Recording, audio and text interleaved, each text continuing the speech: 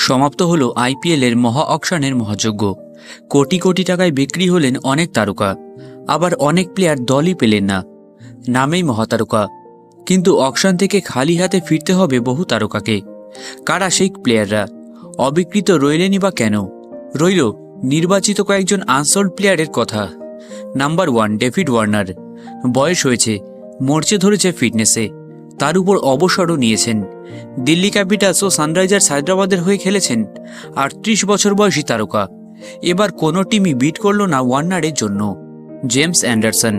42 বছরের বুড়ো ঘোড়া জেমস অ্যান্ডারসন ইংল্যান্ডের কিংবদন্তি বোলার এই বছরে ক্রিকেট থেকে অবসর নিয়েছেন, আর তারপরই নাম লিখিয়েছেন আইপিএলের আসরে। সব মিলিয়ে বাতিলের খাতাতেই রয়ে গেলেন জেমস অ্যান্ডারসন। এরপর কেন উইলিয়ামসন। সাম্প্রতিককালে চেনা ফর্মে নেই কিউই তারকা, অথচ 21-এর আইপিএলের মাঝপথে হায়দ্রাবাদের ক্যাপ্টেন হয়েছিলেন। পরের মরশুমটা অবশ্য একেবারেই ভালো কাটেনি। আবার 2023-এ গুজরাট তাকে নিলেও চোটের জন্য কোনো ম্যাচেই প্রায় খেলতে পারেননি। সব মিলিয়ে আইপিএলে দল পেলেন না তিনি। এরপর সাকিব আল হাসান। বাংলাদেশের তারকা প্লেয়ার সম্প্রতি ক্রিকেটের বাইরেও অন্যান্য কারণে আলোচনায় এসেছেন, বারবার বিতর্কও বেড়েছে। সেই তুলনায় ব্যাটে রান আসেনি, বল হাতে স্পিনের ম্যাজিকও অনেকটা ফিকে হয়েছে। তার মধ্যে মেজাজ হারিয়ে প্রায় গন্ডগোলে জড়ান।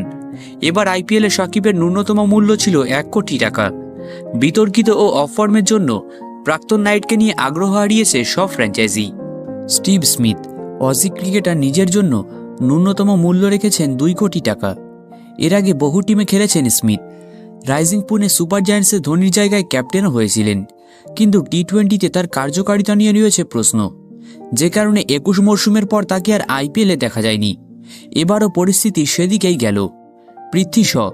একসময় তাকে সচিন তেন্ডুলকরের উত্তরসূরি ধরা হতো, কিন্তু জাতীয় টিম তো দূরের কথা, মুম্বাইয়ের রঞ্জি টিমেও সুযোগ পান না। ফিটনেসের অবস্থা খুবই খারাপ, তার উপর রয়েছে নানা হাজার বিতর্ক। সেই কারণেই আনসোল্ড থেকে গেলেন পৃথ্বী শ। এছাড়াও অবিকৃত থেকেছেন Jonny Bairstow, Daryl Mitchell, Shardul Thakur, Mustafizur Rahman, Shakib Al Hasan, Umesh Yadav, Sarfaraz Khan সহ আরও অনেক তারকা।